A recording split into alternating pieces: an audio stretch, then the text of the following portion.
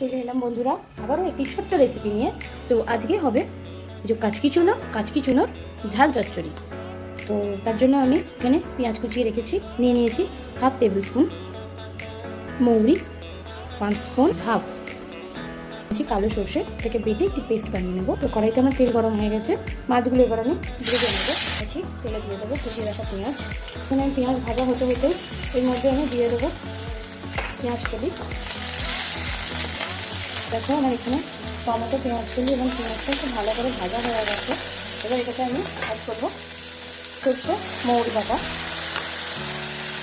এর সাথে দিয়ে দেবো পরিমাণ মতন হলুদ গুঁড়ো, নুন স্বাদ মতো।